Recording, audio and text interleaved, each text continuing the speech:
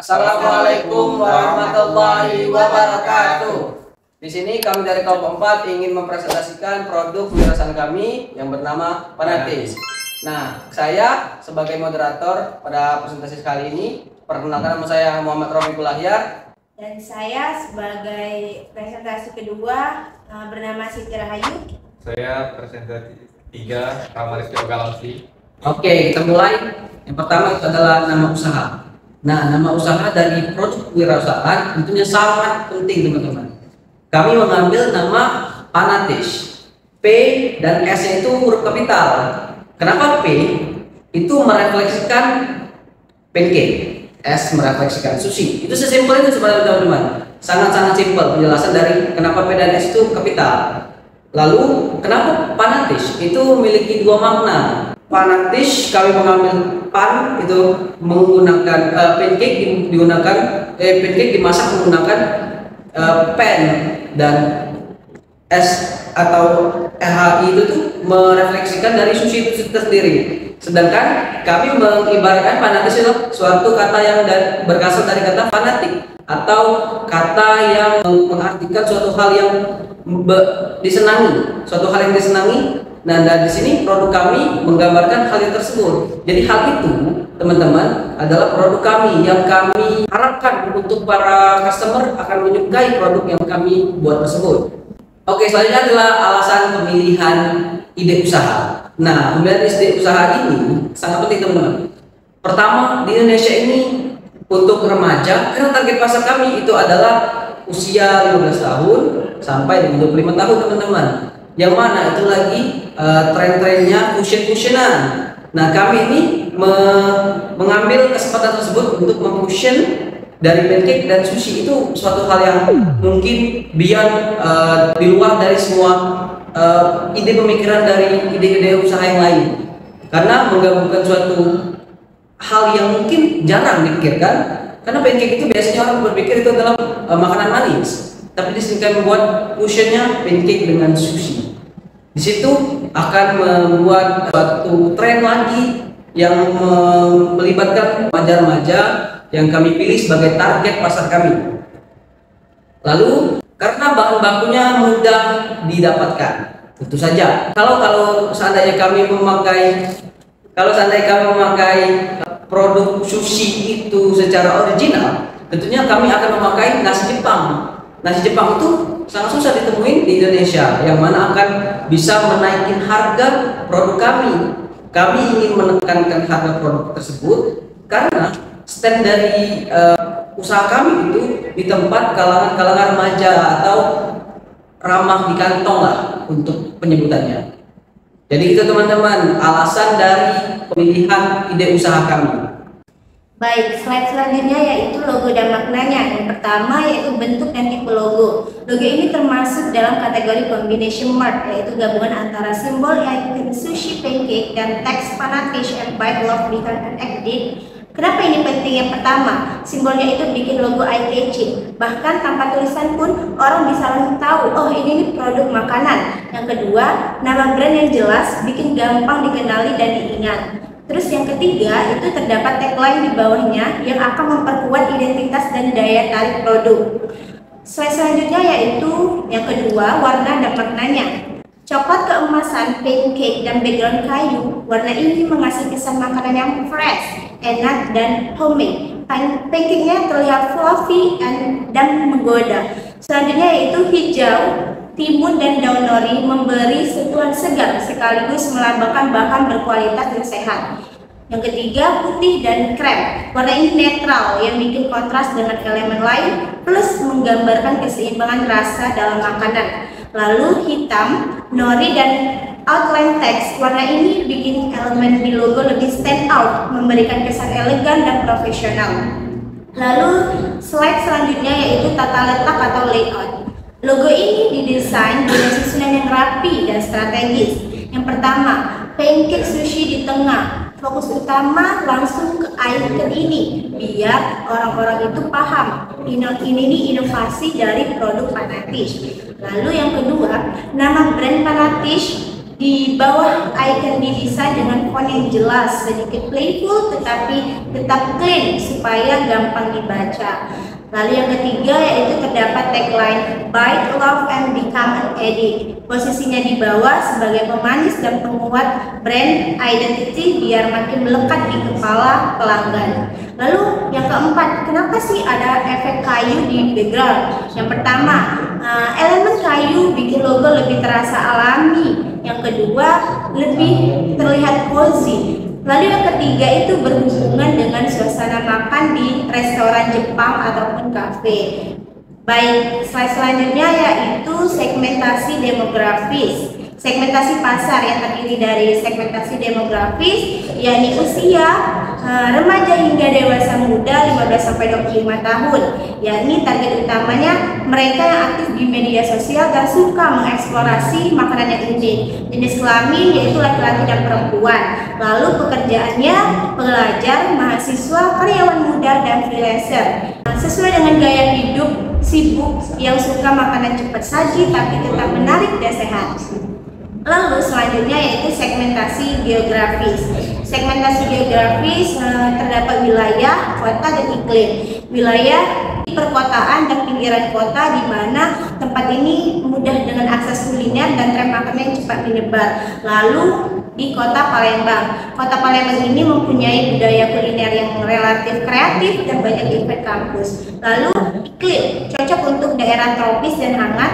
Makanan seperti pancake sushi ini sangat cocok dikonsumsi kapan saja dan di mana saja. Lalu segmentasi perilaku, kebiasaan membeli. Sering membeli makanan ringan atau cemilan khususnya saat nongkrong, biasanya pada sore hari atau pagi hari. Penggunaan produk sebagai makanan ringan, bekal ataupun teman nongkrong bisa dibawa di mana saja, cocok dengan gaya hidup yang aktif. Lalu loyalitas terhadap merek didorong oleh konsep unik, visual estetik, dan cita rasa yang khas. Lalu selanjutnya yaitu segmentasi psikografis, di mana terdapat gaya hidup yang modern, kreatif, dan suka mengeksplorasi makanan. Lalu mereka juga aktif dalam media sosial. Minat kuliner kekinian, makanan unik, dan konten digital. Produk yang fotogenik ini dibagikan untuk Instagram atau TikTok yang sangat cocok untuk orang yang Instagramable.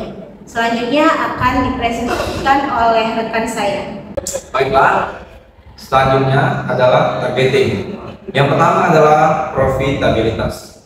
Segmentasi pasar utama dari produk kami adalah mahasiswa dan remaja rentan usia 15-25 tahun, tapi tidak menutup kemungkinan yang memiliki umur di luar rentan usia yang disebutkan dapat memesan produk kami. Lalu bahan baku dari produk ini mudah didapat dan murah, sehingga biaya produksi bisa ditekan. Kemudian proses pembuatan cepat memungkinkan penjualan dalam volume tinggi, terutama di event kampus, bazar, atau lokasi ramai. Lalu produk yang ditawarkan dengan harga terjangkau, cocok untuk kantong pelajar, namun tetap bisa menghasilkan margin keuntungan jika volume penjualannya besar. Lalu potensi pengembangan bisnis. Produk mudah untuk dibuat franchise atau kemitraan karena sistem operasionalnya simple dan dapat direplikasi. Lalu konsep makanan fusion yang unik memungkinkan munculnya banyak varian rasa dan visual, membuka peluang inovasi produk ini berkelanjutan. Potensi brand awareness tinggi karena visual produk Instagramable, cocok untuk strategi marketing berbasis media sosial. Lalu daya tarik visual dan keunikan produk memberikan peluang untuk masuk ke pasar online dan platform delivery. Lalu yang ketiga adalah akses pasarnya. Pancake dan sushi adalah makanan populer sehingga lebih mudah diterima di pasar luas, dan juga produk ini bisa diadaptasi untuk vegan dan dikembangkan sebagai makanan halal dan sehat, memperluas cakupan target konsumen pada produk ini. Target konsumen aktif secara digital, mudah dijangkau dengan strategi pemasaran daring seperti Instagram, TikTok, dan YouTube. Lalu selanjutnya adalah 7P yang ada pada produk pada dish. Yang pertama adalah produk. Produknya adalah inovasi makanan fusion, pancake dan sushi, mengganti nasi dengan pancake. Lalu variasinya sehat, bisa sehat, halal, rendah kalori, dan vegan friendly. Lalu tampilannya menarik dan unik, Instagramable, bisa dapat untuk di-post bagi anak muda, dan juga cita rasa yang diharapkan membuat pelanggan jatuh cinta dan kembali lagi untuk memesan produk kami. Lalu price, yaitu harganya terbilang terjangkau dan sesuai kantong pelajar mahasiswa, dan strategi harga kompetitif untuk segmen muda, memberi nilai lebih melalui kualitas bahan premium dan keunikan produk. Lalu place, yaitu tempat untuk menjual produk kami. Kalau di online cocok untuk model Grab Indigo dan potensial dikembangkan untuk event besar seperti di kampus atau bazar atau kafe kecil. Lalu bisa menjadi franchise keunikan di masa depan. Lalu yang keempat adalah promotion. Promosi dari produk kami yaitu memiliki branding kuat, nama pendek sendiri dan tagline buy, love, and become an addict. Logo menarik dan mudah diingat, kombinasi simbol dan teks, warna dan layout memperkuat identitas visual, menargetkan viral marketing melalui tren makanan estetik dan platform seperti Instagram atau TikTok. Lalu yang kelima adalah people atau orang yang kami targetkan. Tim kreatif yang memahami tren dan kebutuhan pasar muda, lalu menyasar pelanggan muda, mahasiswa atau remaja yang suka eksplorasi rasa baru, pelayanan cepat dan ramah untuk segmen yang populer. Yang keenam adalah proses pembuatan produk kami.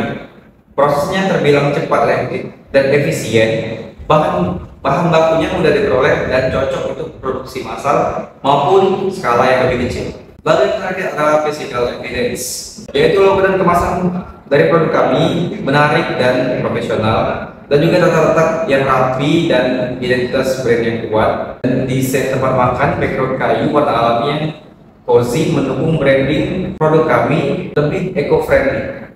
Selanjutnya, penjelasan selanjutnya akan dilanjutkan oleh teman saya, Rofik. Nah teman-teman, kami tidak hanya memfusion-fusionan aja nih, tapi sebenarnya ada juga produk-produk fusion yang berhasil. Pertama itu adalah Sushirito, itu terkenal banget di Amerika Serikat. Peter Yan menemukannya pada 2011 di Amerika Serikat. Lalu ada namanya, mungkin agak aneh ya, ramen burger.